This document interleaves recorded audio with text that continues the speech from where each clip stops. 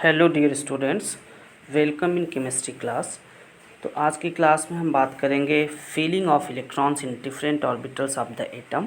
जैसा कि previous class में हमने आपको बताया था कि कुछ क्वांटम नंबर से रिलेटेड इंपॉर्टेंट क्वेश्चंस की बात की थी। तो देखो बच्चों, feeling of electrons in different orbitals of the atom, किसी भी ऑर्बिटल में इलेक्ट्रॉन्स के फिल होने का जो रीजन है, मतलब जो रूल्स है, वो किसके अकॉर्डिंग होता है? Aufbau principal. आप अभी पढ़ोगे अफबाउ प्रिंसिपल। तो अफबाउ प्रिंसिपल के बेसिस पे हम क्या कर सकते हैं कि इलेक्ट्रॉन्स को फिल कर सकते हैं एटम के डिफरेंट ऑर्बिटल्स में। ठीक है। और जो अफबाउ प्रिंसिपल है वो बेस्ड है किस पे? पाउलीज एक्सक्लूजन प्रिंसिपल और Hund's rule of maximum multiplicity. ठीक है। तो इन सारे रूल्स और एनर्जी लेवल्स ऑफ ऑर्बिटल्स पे भी डिपेंड करता है। ठीक है। तो इन सारे रूल्स के बेसिस पे इलेक्ट्रॉन्स की फीलिंग होती है। तो आज की क्लास में हम बात करेंगे अबाउ प्रिंसिपल्स की, Hund's rule of maximum multiplicity और पाउलीज एक्सक्लूजन प्रिंसिपल की। तो जो फर्स्ट है आपका, दैट इज़ अबाउ प्रिंसिपल। देखो बच्चों, अबाउ प्रिंसिपल, इस प्रिंसिपल के बेसिस पे हम क्या कर सकते हैं? ऑर्बिटल्स, एटम के डिफरेंट ऑर्बिटल्स में इलेक्ट्रॉन्स को फिल कर सकते हैं। तो अबाउ जो वर्ड है ये एक जर्मन वर्ड है। ठीक है। अबाउ जो वर्ड होता है एक जर्मन वर्ड है जिसका मतलब होता है बिल्डिंग अप। ठीक है। The building of orbitals means the filling up of orbitals with electrons. Building up का मतलब क्या हुआ कि ऑर्बिटल्स में इलेक्ट्रॉन्स का फिल होना। ठीक है।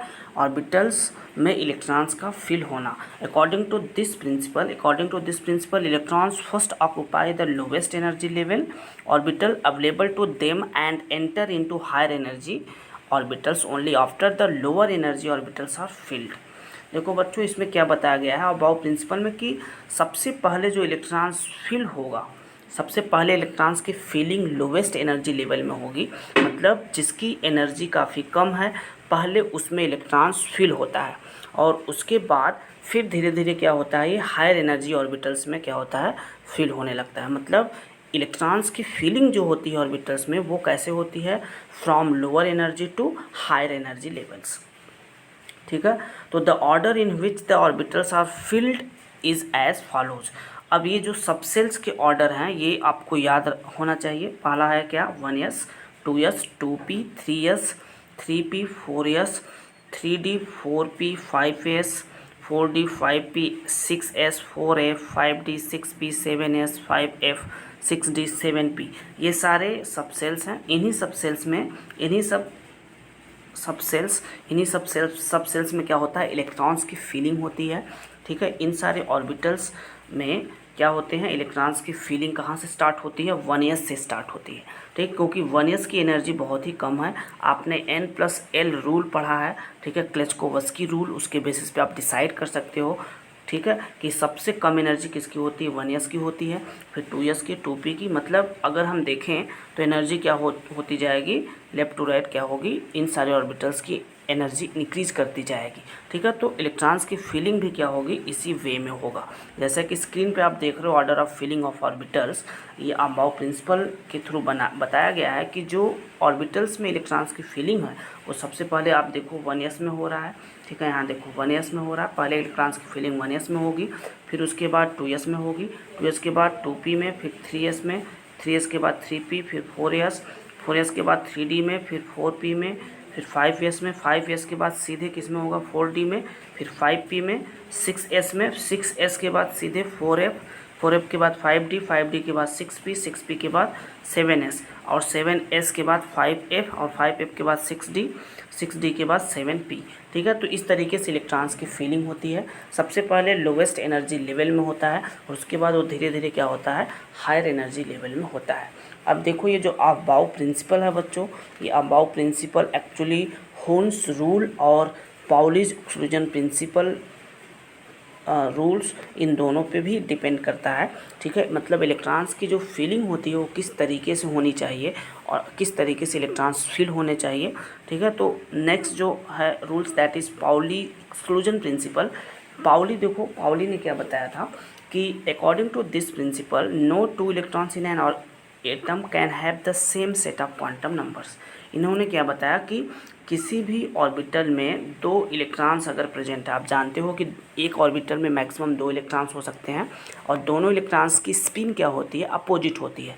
एक इलेक्ट्रॉन क्लॉकवाइज होगा तो दूसरा एंटी क्लॉकवाइज होगा, मतलब एक अपवर्ड डायरेक्शन में होगा तो दूसरा डाउनवर्ड डायरेक्शन में होगा। मतलब एक ऑर्बिटल में दोनों इलेक्ट्रॉन्स के डायरेक्शन सेम नहीं होते हैं। ठीक है, तो पाउली एक्सक्लूजन प्रिंसिपल में बताया गया कि इन सारे ऑर्बिटल्स में, मतलब पर्टिकुलर एक ऑर्बिटल्स में दो इलेक्ट्रॉन्स के लिए चारों क्वांटम नंबर्स की वैल्यू जो होगी वो सेम नहीं हो सकती है। Pauli exclusion principle can also be stated as only two electrons may exist in the same orbital and the electrons must have opposite spin. मतलब एक ऑर्बिटल में दो ही इलेक्ट्रॉन्स हो सकते हैं और दोनों ऑर्बिटल्स में एक ऑर्बिटल्स में दो ही इलेक्ट्रॉन हो सकते हैं और दोनों इलेक्ट्रॉन्स की स्पिन क्या होगी, अपोजिट होगी। ठीक है, और इन्होंने ये भी बताया this means that the two electrons can have the same value of three quantum numbers n l and m but must have the opposite spin quantum numbers. मतलब पाउली ने क्या बताया कि एक ऑर्बिटल में, ठीक है, दोनों इलेक्ट्रॉन्स के लिए एन एल और एम मतलब principal quantum number, azimuthal quantum number और मैग्नेटिक क्वांटम नंबर्स की वैल्यू तो सेम हो सकती है, लेकिन एस की वैल्यू दो इलेक्ट्रॉन्स के लिए कभी भी सेम नहीं हो सकती। ठीक है, ये पाउली एक्सक्लूजन प्रिंसिपल में बताया गया। जैसा कि एग्जांपल के थ्रू अगर आप इसको समझने की कोशिश करो, जैसे एग्जांपल हम ले रहे हैं, जैसे मान लो हमने लिथियम ले लिया और लिथियम का इलेक्ट्रॉनिक कॉन्फ़िगरेशन आप करोगे, इसका एटॉमिक नंबर 3 होता है, 1s2 और 2s1 होगा। ठीक है, चलो अब 1s2 की हम बात करते हैं। ठीक है, तो 1s2 की अगर हम बात करें तो 1s2 में देखा जाए तो एस के पास एक ही ऑर्बिटल होता है, एस सब सेल में एक इलेक्ट्रॉन ऊपर होगा क्लॉकवाइज में और एक एंटी क्लॉकवाइज में होगा। अब इस 1s2 के लिए अगर हम n की वैल्यू पूछें तो आप बताओगे 1 और l की वैल्यू s सब सेल के लिए 0 होगी, और जब l की वैल्यू 0 है तो m की वैल्यू भी 0 होगी। अब देखो यहाँ पे s की वैल्यू फर्स्ट इलेक्ट्रॉन, ये मान लो हम किसके लिए निकाल रहे हैं, फॉर फर्स्ट इलेक्ट्रॉन, ये फर्स्ट इलेक्ट्रॉन के लिए चारों क्वांटम नंबर्स की वैल्यू है। ठीक है, फर्स्ट इलेक्ट्रॉन के लिए एस ऑर्बिटल, इस एस ऑर्बिटल का जो फर्स्ट इलेक्ट्रॉन है, ठीक है, मतलब जो क्लॉकवाइज में है, उसके लिए एन की वैल्यू 1, एल की वैल्यू 0 और एम की वैल्यू 0, और एस की वैल्यू क्या होगी यहाँ पे प्लस हाफ होगी, एस की वैल्यू प्लस हाफ होगी। अब आप देखो यहाँ पे एन की वैल्यू 1, एल की वैल्यू एल की वैल्यू 0, एम की वैल्यू 0 और एस की वैल्यू प्लस हाफ। अब जरा सेकेंड इलेक्ट्रॉन्स जो एंटी क्लॉकवाइज में है डाउनवर्ड डायरेक्शन में, उसके लिए अगर हम चारों क्वांटम नंबर्स की वैल्यू देखें फॉर सेकेंड इलेक्ट्रॉन तो 1s2 का केस था। 1s के सेकेंड इलेक्ट्रॉन्स के लिए प्रिंसिपल क्वांटम नंबर की वैल्यू 1 होगी, n की वैल्यू 1 होगी, l की वैल्यू 0 होगी s के लिए और m की वैल्यू भी 0 होगी। लेकिन यहाँ पे s की वैल्यू सेकेंड इलेक्ट्रॉन क्या होगा, ऑर्बिटल में एंटी डाउनवर्ड डायरेक्शन में है, इसलिए इसका क्या हो जाएगा माइनस हाफ हो जाएगा वैल्यू।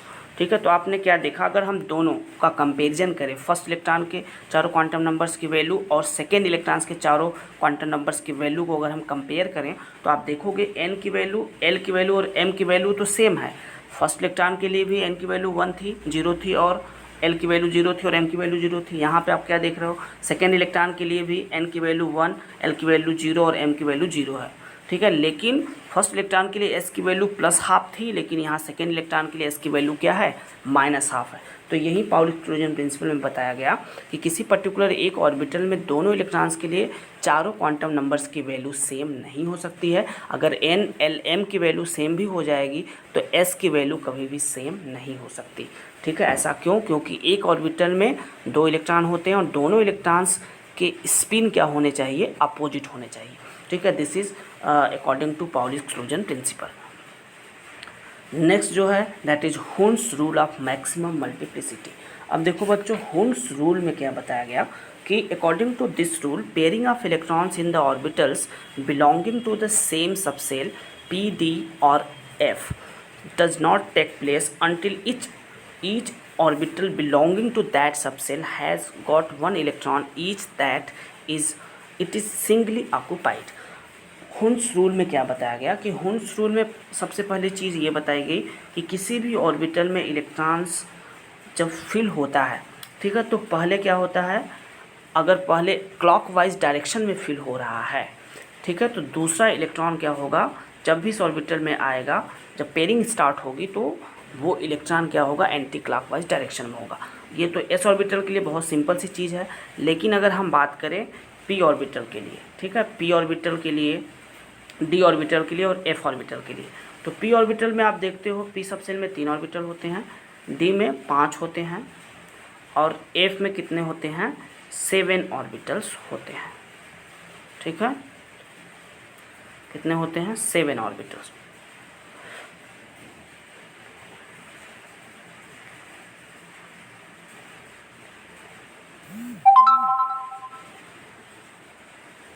सेवन ऑर्बिटल्स होते हैं।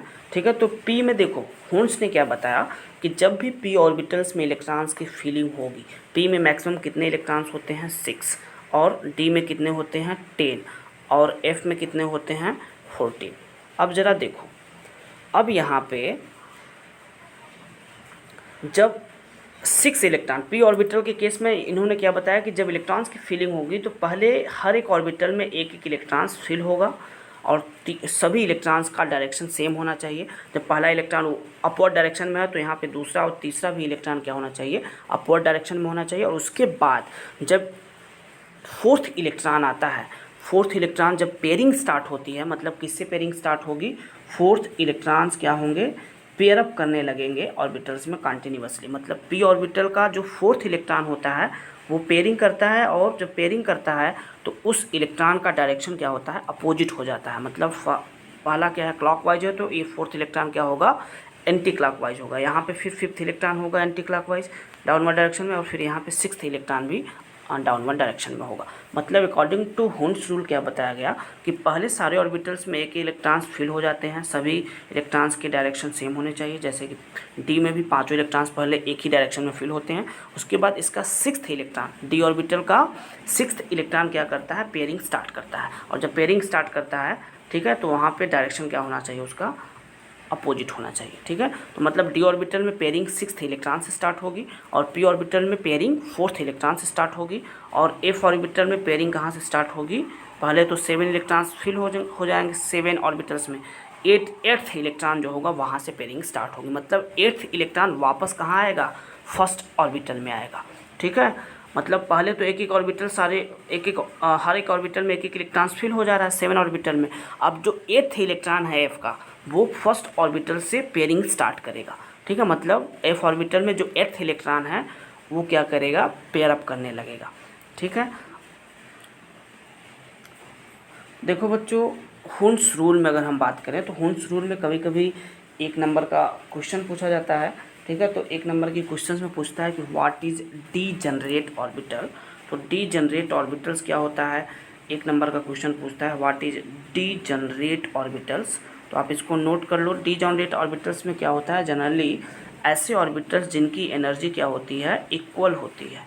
ठीक है, एनर्जी इक्वल हो जाए, those orbitals which have equal energy, ठीक है, that orbitals are called degenerate orbitals. मतलब ऐसे ऑर्बिटल्स जिनकी एनर्जी लेवल सेम हो जाए, एनर्जी क्या हो जाए, इक्वल हो जाए, उस तरह के ऑर्बिटल्स को क्या कहा जाता है, डी जनरेट ऑर्बिटल्स कहा जाता है। ठीक है, जैसा कि आप देखते हो जैसे 3s और 2p की एनर्जी क्या है, सेम है लगभग। ठीक है, n+l रूल के अकॉर्डिंग। ठीक है, तो इस तरीके से जिन ऑर्बिटल्स की एनर्जी सेम होगी उन्हें क्या कहा जाएगा, डी जनरेट ऑर्बिटल्स। अब जैसे यहीं आप देख लो, डी ऑर्बिटल्स कितने होते हैं, 5 होते हैं। ठीक है, अब इन पांचों ऑर्बिटल्स की एनर्जी क्या होगी, सेम होगी। इसकी एनर्जी, इसकी first, second, third, fourth, fifth, इन पाँचों ऑर्बिटल्स की एनर्जी क्या है, सेम है। ठीक है, क्या है, ये सेम है। तो इस तरीके से इन सारे पांचों ऑर्बिटल्स को क्या कहा जाएगा, डी जनरेट ऑर्बिटल्स कहा जाएगा।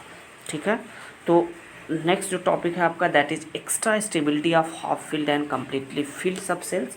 देखो बच्चों, एक चीज़ हमेशा याद रखना कि जो फुल फिल्ड कॉन्फ़िगरेशन होता है, ठीक है, फुल फिल्ड मतलब completely field, full field configuration, full field configuration जो होता है बहुत ज़्यादा स्टेबल होता है। इसके बाद हाफ फील्ड होता है और इसके बाद आर्बिट्रैरिली फील्ड होता है। आर्बिट्रैरिली फील्ड ऑर्बिटल्स की एनर्जी बहुत ही कम होती है। ठीक है, जब भी देखो आप, जैसा कि अगर हम बात करें जैसे एग्जांपल के थ्रू, जैसे पी ऑर्बिटल है, तो p में मैक्सिमम 6 इलेक्ट्रॉन होते हैं, तो p का हाफ फील्ड क्या होगा, p3 होगा, और इसका फुल फील्ड क्या होगा, p6।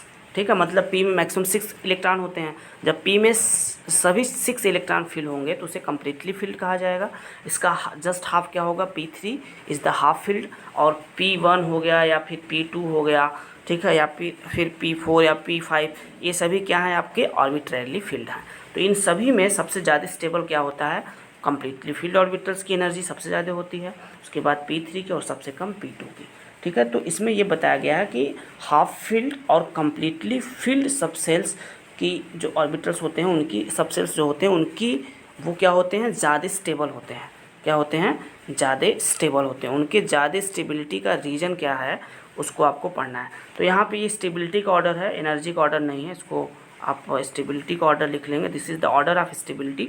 सबसे ज़्यादा स्टेबिलिटी p6 की, फिर p3 की, उसके बाद आर्बिट्ररी फील्ड p1 या p2 की। ठीक है, तो अब जैसे d की बात करें तो d में क्या होगा, आप देखो d ऑर्बिटल में मैक्सिमम 10 इलेक्ट्रॉन्स होंगे, तो इसका हाफ फील्ड क्या बनेगा, d5, और फुल फील्ड या कम्प्लीटली फील्ड क्या बनेगा, d10। ठीक है, तो इन दोनों में ज़्यादा स्टेबल कौन होगा, d10 सबसे ज़्यादा स्टेबल होगा। ठीक है, उसके बाद d5 और d4 सबसे कम होगा। ठीक है, सबसे ज़्यादा स्टेबल d10 होगा, d5 होगा, उसके बाद आर्बिट्ररी फील्ड d4 होगा। आपने पढ़ा भी होगा कि d4 और d5 में आप देखते हो d5 ज़्यादा स्टेबल होता है ड्यू टू एक्स्ट्रा स्टेबिलिटी।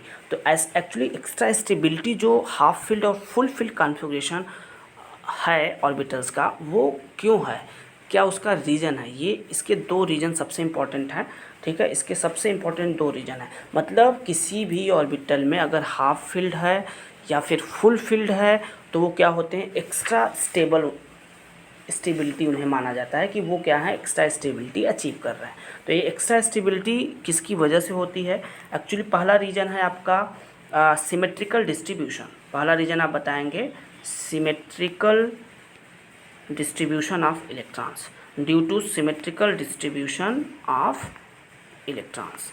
जैसे मान लो डी ऑर्बिटल है, ये डी ऑर्बिटल में हमने एक केस ले लिया d4 का और एक ले लिया d5 का। ये मान लो d4 का केस है और ये d5 का केस है। d4 में देखो 4 ही इलेक्ट्रॉन फिल होंगे, यहाँ पे d5 के केस में सभी ऑर्बिटल्स में एक एक इलेक्ट्रॉन्स होंगे। देखो यहाँ पे सभी ऑर्बिटल्स में एक एक इलेक्ट्रॉन्स है, तो इसमें सिमेट्री आपको ज़्यादा दिखाई दे रही है, जबकि d4 में ये लास्ट वाले ऑर्बिटल में इलेक्ट्रॉन है ही नहीं, इसलिए इसमें सिमेट्री कम है। ठीक है, तो d5 क्या है, d5 is more symmetrical then d4। इसी वजह से d5 मतलब हाफ फील्ड क्या होता है, आर्बिट्ररी फील्ड से ज़्यादा स्टेबल होता है। ठीक है, अब जरा देखो d10 और d10 d5 में अगर कंपेयर करेंगे तो d10 में क्या होगा कि सभी इलेक्ट्रॉन्स क्या होंगे, आपके पेयर अप फॉर्म में होंगे सभी ऑर्बिटल्स में, लेकिन d5 में सभी ऑर्बिटल्स में तो इलेक्ट्रॉन होंगे लेकिन सिंगल इलेक्ट्रॉन्स होंगे। तो d10 ज़्यादा सिमेट्रिकल हो जाता है एज़ कम्पेयर टू d5, इसलिए d10 ज़्यादा स्टेबल होता है d5 से। तो पहला रीज़न है सिमेट्रिकल डिस्ट्रीब्यूशन का, मतलब जो एक्स्ट्रा स्टेबिलिटी है हाफ फील्ड और कम्प्लीटली फील्ड सबसेल्स की, उसका पहला रीज़न है ड्यू टू सिमेट्रिकल डिस्ट्रीब्यूशन। और दूसरा रीज़न है एक्सचेंज एनर्जी। ये बहुत ही इंपॉर्टेंट है। देखो एक्सचेंज एनर्जी जिसकी जितनी ज़्यादा होगी, ठीक है, वो उतना ही ज़्यादा स्टेबल होगा। मतलब जो स्टेबिलिटी होती है वो डायरेक्टली प्रोपोर्शनल होती है एक्सचेंज एनर्जी के। एक्सचेंज एनर्जी जिसकी जितनी ज़्यादा होगी वो उतना ही ज़्यादा स्टेबल होगा। जैसे कि एग्जांपल के थ्रू अगर इसको हम देखें, जैसे मान लो हमारे पास एक एग्जांपल d4 का है और दूसरा d5 का है। ठीक है, तो अब इसको देखो, अगर हम d4 के केस में बात करें तो आप देखोगे d4 के केस में आप क्या देख रहे हो, सभी में ऑर्बिटल में 4 इलेक्ट्रॉन होंगे। अब जब इनका एक्सचेंज होगा तो पहला इलेक्ट्रॉन दूसरे इलेक्ट्रॉन से एक बार एक्सचेंज करेगा। ठीक है, एक्सचेंजिंग एक बार फर्स्ट इलेक्ट्रॉन का सेकेंड से होगा और फर्स्ट का एक बार थर्ड वाले से होगा, फिर एक बार फर्स्ट का फोर्थ वाले से होगा। मतलब यहाँ पे एक्सचेंज कितना बार हो रहा है, नंबर ऑफ एक्सचेंज कितना हो रहा है, 3 हो रहा है। मतलब नंबर ऑफ एक्सचेंजेस कितने हो रहे हैं, देयर आर 3 एक्सचेंजेस। ठीक है, फॉर द फर्स्ट इलेक्ट्रॉन। ठीक है, अब इसी तरीके से आप क्या कर सकते हो, सेकेंड इलेक्ट्रॉन का थर्ड के साथ एक्सचेंज होगा, फिर उसके बाद फोर्थ के साथ होगा, 2 हो गया, 3 + 2 हो गया। अब देखो अब थर्ड का फोर्थ के साथ एक बार होगा तो 3 + 2 + 1, टोटल नंबर ऑफ कितना एक्सचेंजेज हुआ 6 हुआ। आप ध्यान से देखो 3 + 2 1, देखो फर्स्ट इलेक्ट्रॉन की वजह से 3 बार एक्सचेंज हुआ और सेकेंड इलेक्ट्रॉन की वजह से 2 बार एक्सचेंज हुआ और थर्ड इलेक्ट्रॉन्स की वजह से 1 बार एक्सचेंज हुआ, तो 3 + 2 + 1 कितना हुआ 6 हुआ। ठीक है, अब जरा देखो D5 के केस में अगर हम बात करें तो D5 में देखो नंबर ऑफ एक्सचेंज कितना होता है, ये D5 का केस है। अब जरा देखो, अब पहला इलेक्ट्रॉन जो होगा वो कितनी बार एक्सचेंज हो सकता है पहले इलेक्ट्रॉन की वजह से, ठीक है, पहला, सेकेंड, फिर ये थर्ड वाले इलेक्ट्रॉन से, सॉरी फर्स्ट का सेकेंड वाले से, फिर एक बार थर्ड वाले से, एक बार फोर्थ वाले से और एक बार फिफ्थ वाले, टोटल कितना हुआ, मतलब अभी 4 हुआ। ठीक है, फर्स्ट इलेक्ट्रॉन की वजह से टोटल एक्सचेंज कितना हुआ 4 हुआ। ठीक है, और सेकेंड इलेक्ट्रॉन की वजह से कितना होगा 1 2 3 होगा। ठीक है, 4 + 3। अब देखो थर्ड इलेक्ट्रॉन की वजह से कितना होगा 2 बार होगा। ठीक है, 1 2, ठीक है, 4 + 3 + 2, और ये फोर्थ की वजह से 1 बार होगा, तो 4 + 3 + 2 + 1 कितना हुआ 4 + 3 7 + 2 9, टोटल कितना हुआ 10 हुआ। देखो टोटल कितना हुआ एक्सचेंजेस 10। अब D4 में कितना था 6 था और D5 में कितना हो रहा टोटल एक्सचेंजेस 10, मतलब D5 का एक्सचेंज एनर्जी कितना है ज़्यादा है। ठीक है, एक्सचेंज एनर्जी ज़्यादा है एज़ कम्पेयर टू D4, क्योंकि D4 में एक्सचेंज एनर्जी कितनी है, एक्सचेंजेस टोटल कितने हैं 6 है, 6 टाइम्स है, लेकिन यहाँ पे 10 टाइम्स है, इसलिए D5 क्या होता है ज़्यादा स्टेबल होता है। ठीक है, तो stability of extra stability of half filled and completely field सब सेल्स को हम 2 तरीके से बता सकते हैं। एक पहला रीजन आप बता सकते हो due two symmetrical distribution of electron, और दूसरा आप बता सकते हो ड्यू टू एक्सचेंज एनर्जी। ठीक है, जितना ज़्यादा एक्सचेंज एनर्जी होगा, ठीक है, उसकी स्टेबिलिटी उतनी ज़्यादा होगी। और एक्सचेंज एनर्जी किस पे डिपेंड करती है, number of exchanges of electrons पे। किसी भी इलेक्ट्रॉन्स के थ्रू नंबर ऑफ एक्सचेंजेस जितनी बार होगा इलेक्ट्रॉन्स का, उसकी एक्सचेंज एनर्जी उतनी ज़्यादा होगी। ठीक है, और जितनी ज़्यादा एक्सचेंज एनर्जी होगी उसकी स्टेबिलिटी उतनी ज़्यादा होगी। ठीक है बच्चों, तो इस चैप्टर के लास्ट टॉपिक था, तो ये चैप्टर आपका फिनिश हो गया। ठीक है, इसके बाद नेक्स्ट चैप्टर हम बात करेंगे, ठीक है, periodic classification of the elements. ठीक है, classification of the elements chapter हम स्टार्ट करेंगे नेक्स्ट क्लास में।